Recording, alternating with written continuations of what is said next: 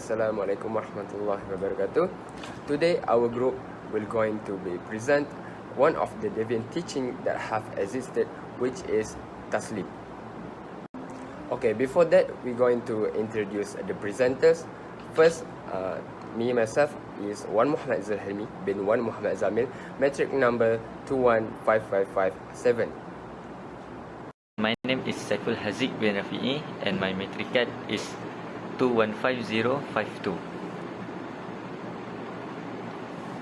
For introduction, and my name is Umar Al Farouk bin Muhammad Nur Azmi, and my metric card number is 215473.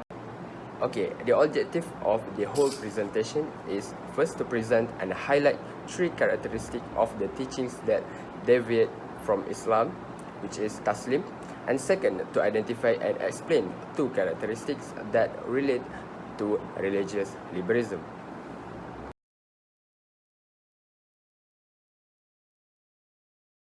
for introduction, divine teaching is referred to as uncommon religious practice. It departs from usual or accepted standards of system of belief, ritual and religious behavior. Hence, divine teaching is associated with wrong religious understanding and practice. It is a threat to the survival of religion. Every single religion, monotheistic religions with holy text and messenger, to polytheistic religions without any solid source, has its own divine practice. For instance, although Islam is a perfect and bestowed religious as confirmed by Allah, Quran chapter 5 verse 3, it is also exposed to uncommon religious understanding and practice.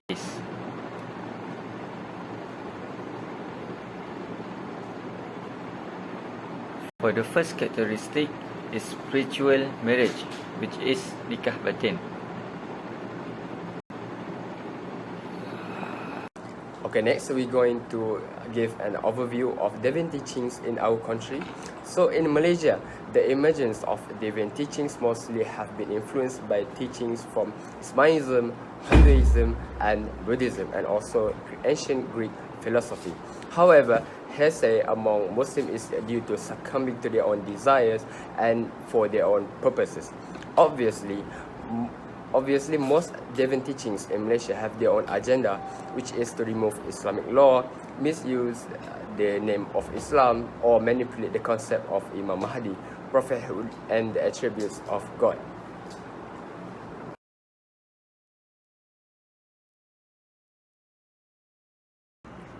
And the next one is history of Taslim. The teachings of the Sun are also known as the Taslim religion, established by Haji Muhammad Shafi'i, or better known as Haji Muhammad Matahari, in Pulau Pinang.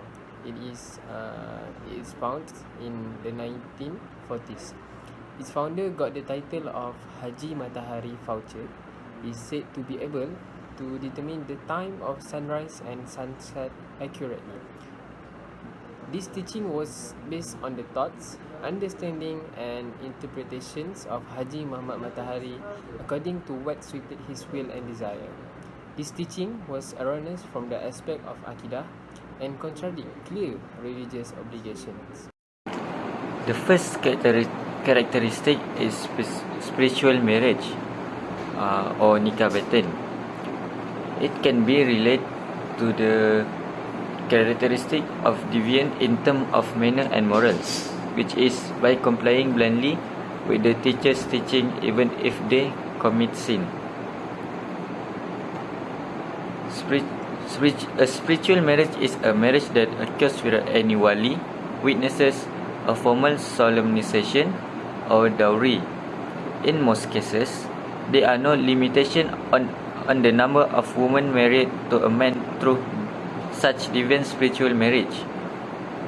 Such act occur either one followers of a particular teaching or between the teacher and his student.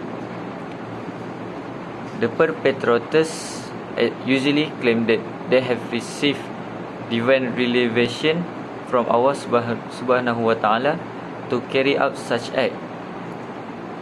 This Sharia had clearly laid out the rules regarding marriage and stipulate condition for the validity of a marriage.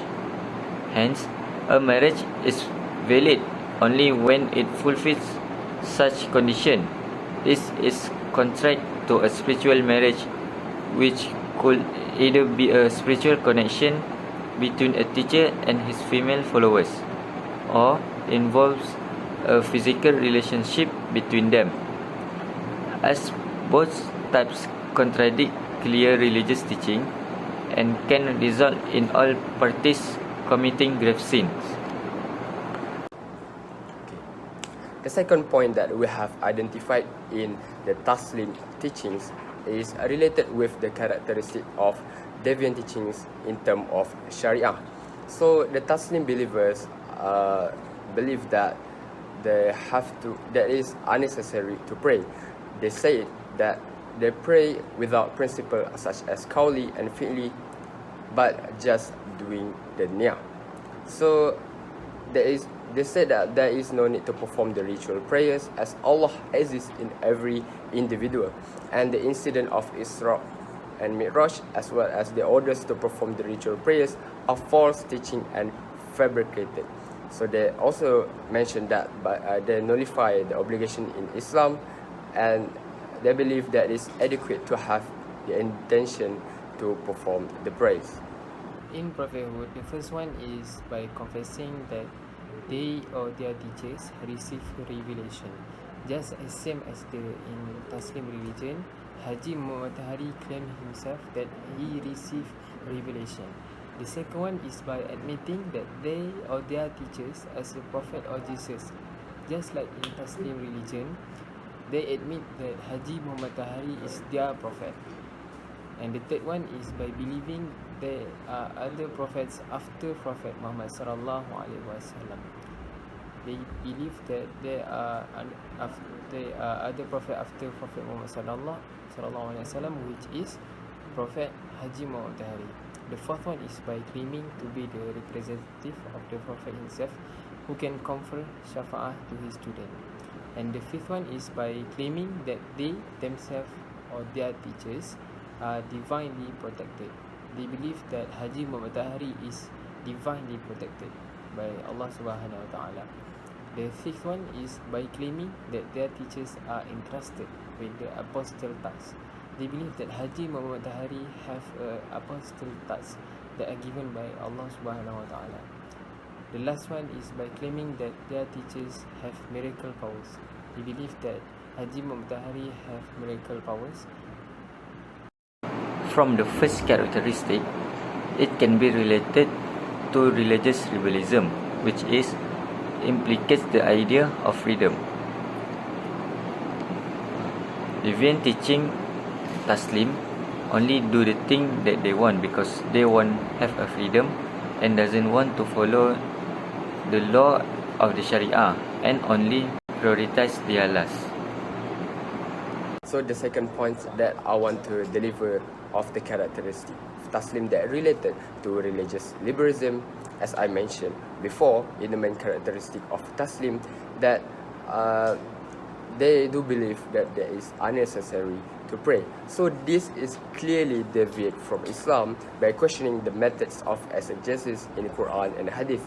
So liberals came up with their own interpretation, which is significantly different from Ahli Sunnah wal Jama'ah, and they tend to have the new interpretation concept of ibadah or worship to be progressive.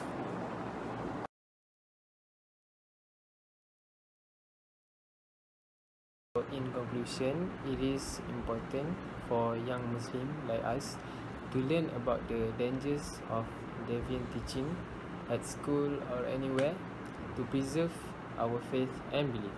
Teachers, lecturers must have sufficient knowledge and use various approaches to engage with students on this matter. This knowledge will equip them to better protect ourselves from any wrong technique or teachings that contradict with Islamic principle.